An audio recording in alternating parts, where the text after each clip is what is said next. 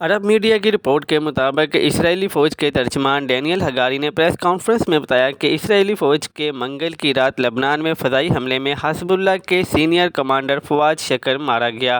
اسرائیلی فوج کے ترجمان نے ایک سوال کے جواب میں کہا کہ تاہم جس دن یعنی بدھ کو اسماعیل ہانیہ کا قتل ہوا اس دن ہماری افواج نے مشرقی وسطی میں کہیں بھی فضائی یا میزائل حملہ نہیں کیا۔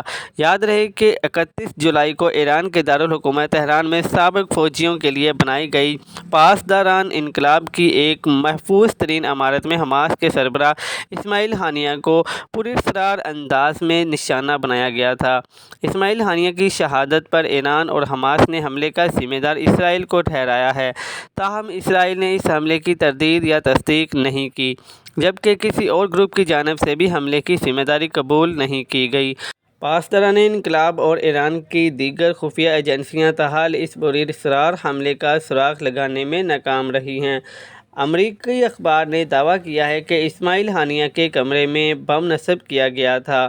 دوسری جانب اسرائیلی میڈیا نے اس سے قبل دعویٰ کیا تھا کہ اسماعیل ہانیہ کو میزائل حملے کا نشانہ بنایا گیا ہے۔ مزید نیوز اپڈیٹس کے لیے چینل کو سبسکرائب کر لیں تاکہ ہر آنے والی نئی اپڈیٹ سب سے پہلے آپ کو مل سکے۔